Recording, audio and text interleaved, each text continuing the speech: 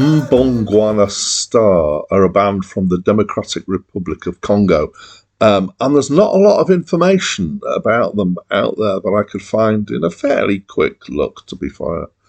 Um, so what I have found out, they seem to have been formed in 2013.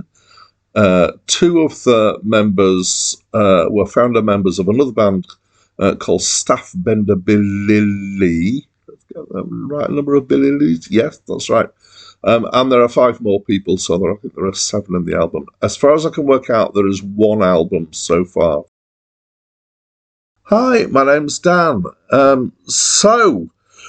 This album, well, for a start, I'm no stranger to world music. I like it. I wouldn't say I'm necessarily particularly knowledgeable, but I do enjoy a bit of world music, and particularly the African stuff. So this helps me with this.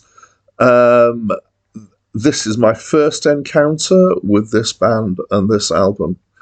One of the things that I am really enjoying in doing these reviews, I mean, the point of doing these reviews, from my perspective, is to find some more interesting things to listen to and some good stuff to get a bit better educated about what the general populace think is good.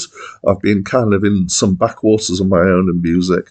One of the things I really like about this particular list that I'm using is that it does have a global perspective.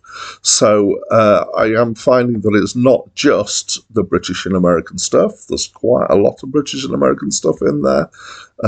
But yeah, you've got something like this from the Congo, which is excellent. And I love it. I really like this album. So, description.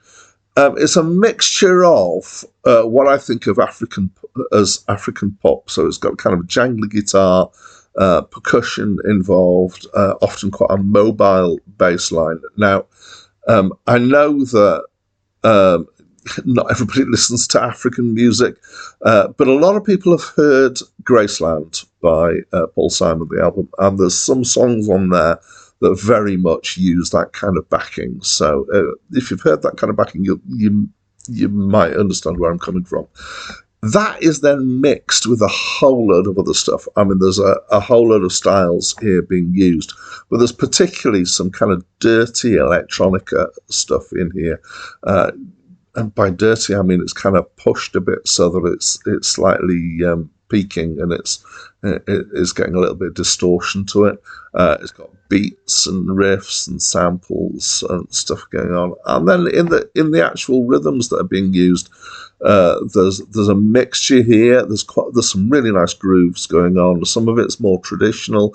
Some of it's kind of I want to say swung, but it's not really swung in the same way. Kind of this African kind of off the beat thing going on. There's at least one track that kind of made me think of rave. It was kind of fast driving beat like that, and funk and all sorts of other things. There's lots of different instruments in here. There is occasionally overdriven electric guitar as well. I really like, in general, the bass that's been used. I don't know if it's being sampled or if it's been played. There may be samples of various kinds in here. It's hard to tell. But the mixture is it's eclectic, but it's interesting, and it's also really appealing, or I find it really appealing. The singing, so most of this is songs. The singing in languages that I don't know. I have no clue what languages are prevalent in the Democratic Republic of Congo. There are points where I wonder if there might be a bit of French influence going on there, but I couldn't really say. Predominantly, this is male. Some of it has got some nice female, and some of that's used as backing as well.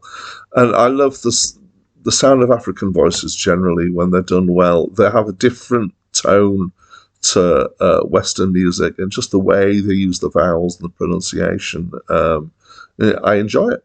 It's good. There is a point in here where there's some rapping, and African rapping is a new idea for me. So, yeah, good. In general, as I said, it's very varied. The kind of overall feel is a kind of mixture between this lo-fi, dirty electronic and a bouncy, optimistic African thing, which the rhythm naturally gives you, and that jangly guitar sound emphasises that as well. Having said that, my favourite track on this album is a track called Cocoa Blues, which is much gentler and reminded me of bits of Peter Gabriel's work back in the 80s. Anyway, obviously, I love this album. I'd love to know what you think. I don't know if you're encountering this for the first time like me, or if this is, something you're hugely familiar with. Give me a reaction. Put it in the comments. And that's it from me for now.